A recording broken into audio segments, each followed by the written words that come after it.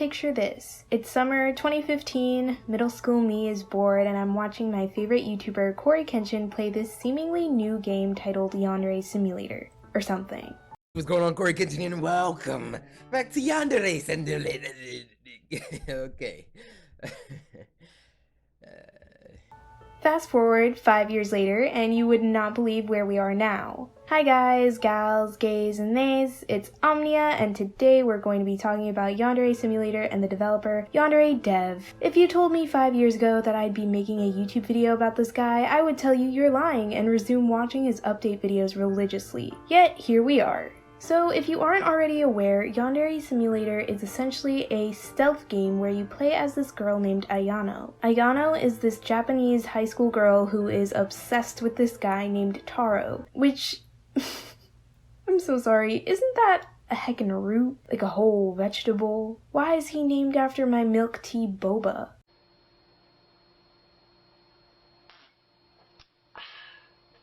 Anyways, Ayano is supposed to be a yandere, which is an anime trope that is defined as somebody who is sweet and kind at first glance, but when it comes to their love interest or crush, they will act violently and obsessively. Yuno Gasai from Mirai Nikki is probably the most well-known example. Surprisingly enough though, Ayano is not really a yandere. Let's collectively read this excerpt on the Yandere Simulator website about Ayano's personality. Since early childhood, Ayano has suffered from an inexplicable, incurable condition. In short, this condition leaves her with a perpetual sense of being empty, hollow, and incomplete. As a result, she has never been able to experience satisfaction, fulfillment, or happiness, and has not been able to experience emotions in the same capacity as other people. As she grew older, she learned to pretend to be a normal person in order to avoid drawing negative attention from others, but was never able to feel any degree of empathy toward other human beings. On the first day of her second year of high school, Ayano came into physical contact with Senpai, or Taro. In that moment, she gained the ability to experience everything that had been missing from her life. She felt complete, she felt fulfilled, she felt powerful emotions. Meeting Senpai was like seeing color for the first time, hearing music for the first time, and feeling warmth for the first time. In his presence, she felt overwhelmed with euphoria, but as soon as they were apart, the feelings of emptiness returned. Within a very short span of time, she quickly became absolutely addicted to him and came to rely on him in order to feel alive. So by definition, Ayano is a psychopath. I mean, it's clearly stated that she is unable to feel any empathy toward other human beings. That's psychopathic behavior, not yandere behavior. So technically, it should be called Psychopath Simulator or something. And no, a yandere isn't simply a girl who loves a boy so much that she is willing to threaten, harm, or kill any other girl who's interested in him. That's only half of the definition. As you can see from the jump, we already have a massive oopsie. Don't worry though, there's more. Yandere Dev is the developer of Yandere Simulator. No shit, Sherlock.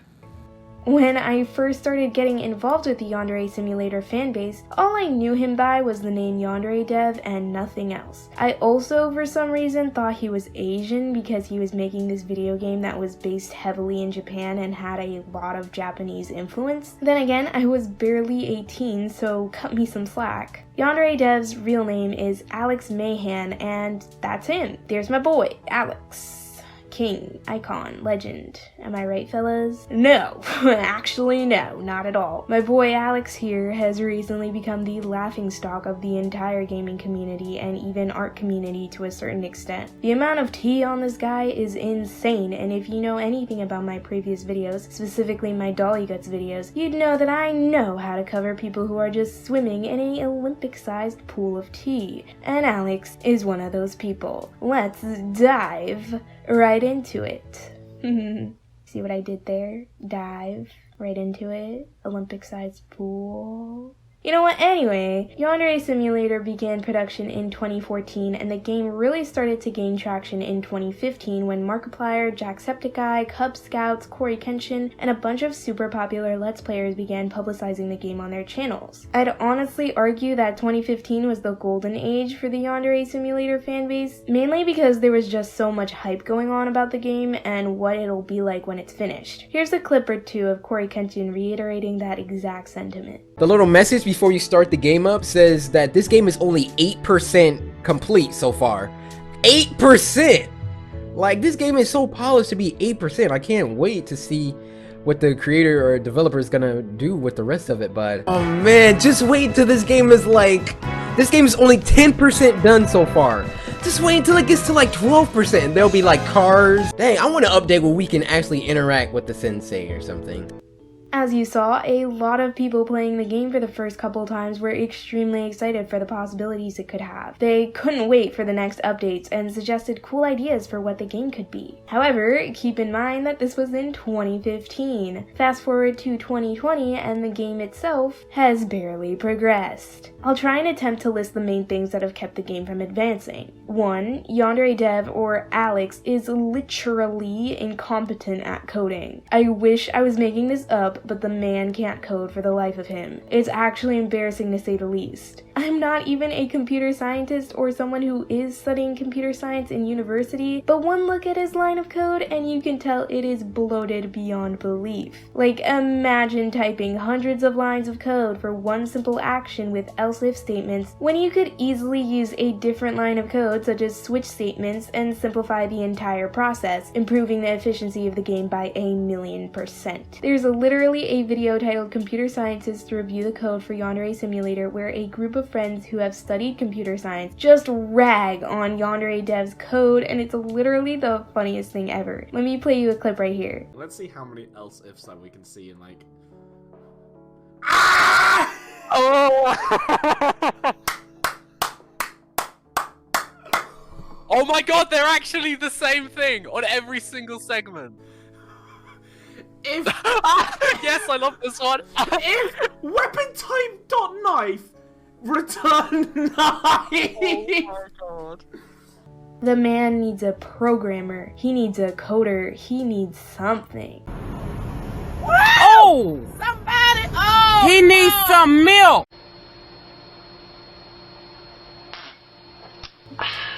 Well, he has plenty of milk, so that's not a concern, am I right?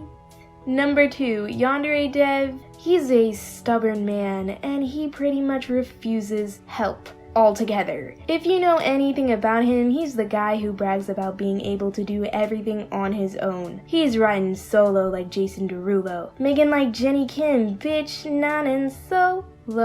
As a matter of fact, him bragging about his being a one-man show making Yandere Simulator all on his own save a couple volunteers is his entire personality type. And he wants it that way. It's not like he can't hire a team to help him out with his game development. It's not like his own fans shell out a couple $1,000s per month to fund his game. It's not like he could very well compensate his volunteers and his collaborators. No. For some really strange reason, he prides himself on being the one and only developer. He wants to do it all. He wants to be the manager, the CEO, the head programmer, the animator. He wants literally every position to be filled by him and him only. Yandere Dev's God complex was only further exposed when he planned to enter a partnership with TinyBuild in 2017. You see, TinyBuild is a video game publishing company which helps third-party game developers who are struggling to complete their game bring it to market. TinyBuild will help clean up the developer's code, provide assistance in any way possible, and invest in the games they partner with. Heck, TinyBuild even provided the development team for the stealth horror game Hello Neighbor and invested more than $15 million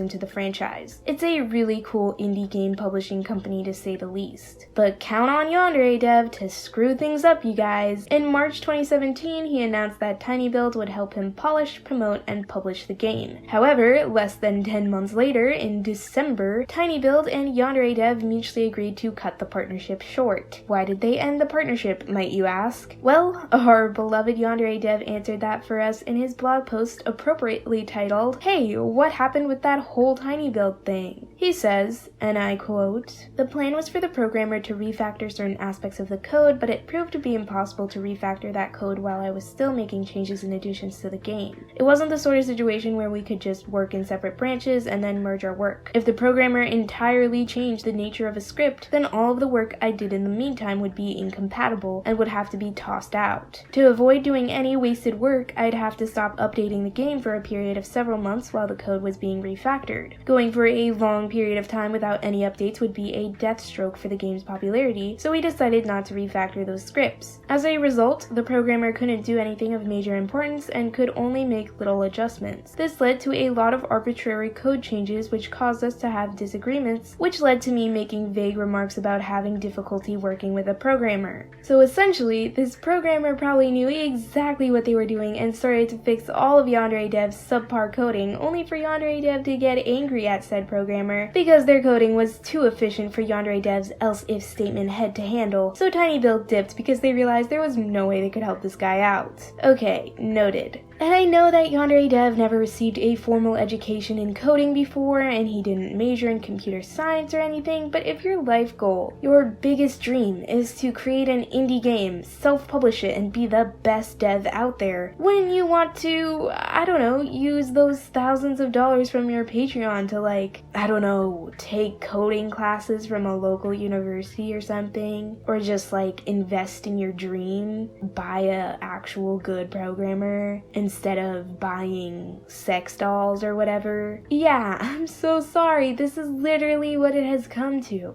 I don't know how or why I get caught up in these rabbit holes, but I do, and I'm literally speechless, love. He has this character named My Waifu. I'm not even kidding. This character is named My Waifu, and the craziest thing is her description. It reads, quote, has sworn her heart to an independent game developer living overseas. She prefers to spend her time alone, daydreaming about her loved one. And then there's these screenshots. And by God, I wish I was making this up. Do I even have the guts to read these? On this doll forum, this anonymous user named Cannot Google Me made a post titled, She's here! She's finally here! Introducing My Waifu. Here we go. I'm in love with the anime look, outrageous outfits, and impossible hair. I have no interest in blondes or brunettes. I want rainbow-colored hair. I want to date an anime girl, but anime isn't real, so I decided to make it real. Here she is, my lovely doll. And do we see any similarities here? You know, pink hair. Oh, that's not enough for you. Okay, let's read on then, shall we? This doll isn't going to have one identity. She's going to have as many as I want her to have. She will dress up as all of the anime girls I have a crush on. When you have a crush on an anime girl, she is called a waifu. This girl will be all of my waifus. So that is why I've decided to name her My Waifu. Have a closer look.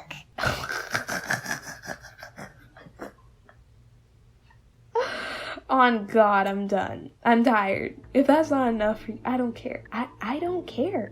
We're no longer talking about this absolute disgrace. Next caller! Next caller! Next caller! How did we even get onto this tangent? Oh man. Oh, right.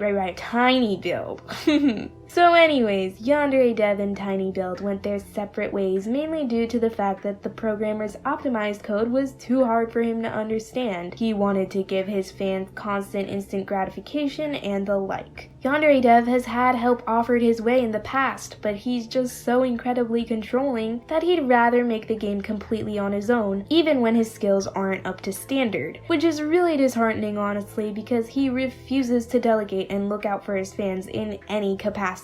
He's the textbook definition of my way or the highway, which, if you know anything about getting a huge project done that requires a team of people to complete it, that's a trash attitude to have. The third reason why the game is barely progressing in terms of development, and this is purely my own speculation, but it's the fact that the guy is pulling in more stacks making the game rather than just releasing it. I'm assuming he's trying to stretch the development time for as long as possible so he can continue to get funding from his patrons on Patreon, because, you know, that's what a good game developer does, right? Why release a game when I can just scam people out of their money for 6 more years? That's not a scummy thing to do at all. While we're at it, let's just get another waifu doll. development speed aside, my man's Alex is in a lot of hot water for a multitude of other things, including stealing assets and components used in Yandere Simulator from other creators and artists, insisting that every character is legal despite them all being in high school, having an unhealthy obsession with answering emails for upwards of 12 hours, being rude and disrespectful to everyone who suggests positive changes to his game because he feels entitled to make the game the way he wants and gets mad at anyone who thinks differently, and so much more, my guys. Like, if I were to go through all of the stuff he's been accused of, I'd literally never stop making this video. This video would be the equivalent of the Yandere Simulator development, but instead of coding, it's just me talking about all the terrible things he's been accused of doing over the past 6 years. Shit's wild, for real. Because this mostly is an art channel and I cover mostly art-related things, I want to briefly talk about art theft and how Yandere Dev stole assets from artists and even some volunteers because he refuses to credit them. And then we'll tie it up classic with what's going on in Yandere Dev's everyday. So there are plenty of examples on the web of Yandere devs stealing assets and components from people and just importing them into Unity, which is the gaming engine he uses to create the game. The most infamous examples of Yandere devs stealing assets is when he stole the grass texture of an artist named Doug Clayton. Someone reached out to Doug directly and asked him if he gave Yandere dev permission to use his grass textures or if he credited him at all. Doug said, clear as day, please immediately remove my work, as I would like nothing to do with this project, and it is a copyright infringement violation to use my work without my permission.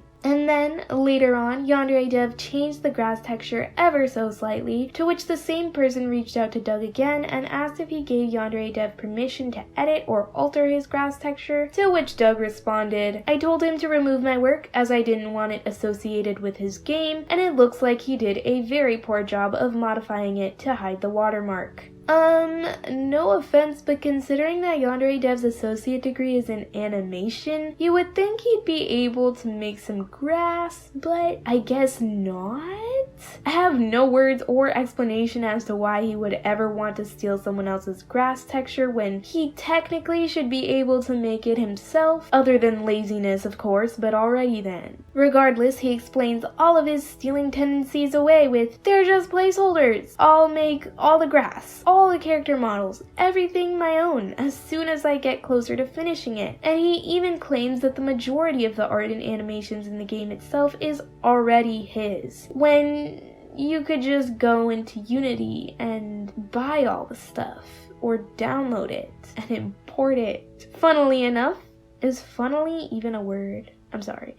Funnily enough, he has a whole debunk page on his Yandere Simulator website, which I'll link below just so you can see how absolutely dumb this all is. I could comment on literally everything this guy says as an excuse to his criticism, but once again, do I really want to be here all day? I really don't. Now, that brings us to today. What could possibly be going on in the world of Yandere Dev? Besides him drinking milk all day, the guy hasn't been able to catch a break. In fact, there's a new developer in town called Dr. Apis who is here to save the day. You recall how I said that Yandere Simulator has been in development for 6 whole years with no end in sight? Well, this new developer literally made this new version of Yandere Simulator in 2 weeks. 14 days. Half a month, you guys. And can you believe that the frame rate is not absolute trash? Like, imagine having a frame rate over 4 per second. Imagine! This Dr. Apis person is a godsend. Them and Yandere Dev got into a little kerfuffle because Yandere Dev was like, how dare you steal my game and act like you made it all yourself in 2 weeks, you stealer? And Dr. Apis is just like, well, if you're not gonna make it, then I will. And pretty much rebranded it and called it Love Letter. Now that's on Icon Energy. I mean, I don't condone stealing by any means, but as we stated before, basically none of the stuff that Yandere Simulator had going on for it was its own thing. Like, everything was stolen or bought off of Unity and put as a quote-unquote placeholder, am I right? So why is he mad? Like, it's not like anything he made from scratch. I digress. I don't know any of the logistics of Love Letter, whether or not it was completely created on its own, or if they took massive pieces from Yandere Dev. Regardless, Dr. Apis Apis is doing the damn thing and improving upon literally everything Yandere Dev already had out there, so I don't personally see a problem with it. Essentially, it's a good concept being taken from a shit developer and put in the hands of a good developer. I can't say what will happen with the future of Yandere Simulator, Yandere Dev, Dr. Apis, or Love Letter, but I'm hoping that Dr. Apis can redeem the idea and make it something I've been waiting for since I was literally 13. I'm turning 20 very soon, and I feel as though I'm owed this. I deserve to see this through. As for Yandere Dev, he's trying his absolute best to stay relevant, and today he even released an update blog post saying that, oh, the main rival, Osana, is finished, as if we're all gonna jump ship again and stand him after all these years of disappointment and shady activity. You're introducing the main rival a little late, buddy-o pal. I also find it really funny how it's not just any blog post, but he's including a live updating Osana checklist so that his fans can finally start holding him accountable to his work schedule. Like, if that checklist ain't finished in a week, we're coming for your kneecaps, sir. Regardless, I genuinely hope in the end that this game comes into fruition, whether that's Yandere Dev or Dr. Apis or any other game developer who decides to actually make it. I'm not making this video with dark intentions, just to highlight some of the questionable things Yandere Dev has done and continues to do, and allow you to rethink who it is that you're supporting. Let the best programmer prevail.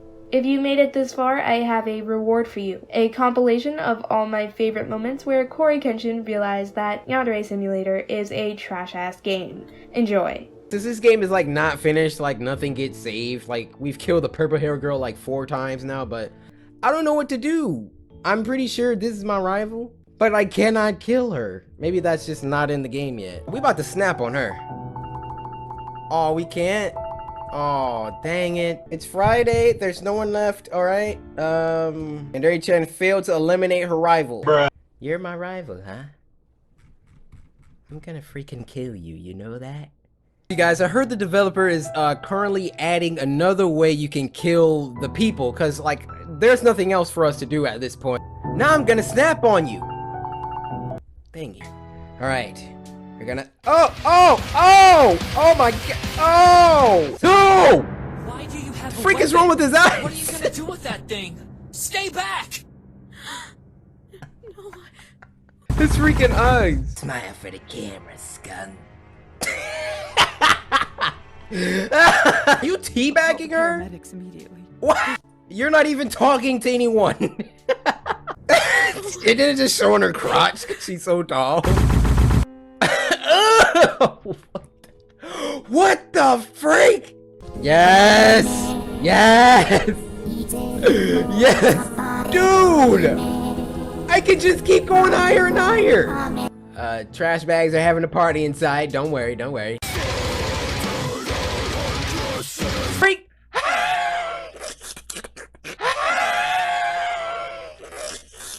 Yo, what the freak? How did she get out of the tub like that? Oh my gosh! What? What? There we. Oh, now she's completely out of the trash. Don't forget to like and subscribe if you enjoyed this video, comment down below what you think of this entire scenario, and I'll catch you next time. Bye!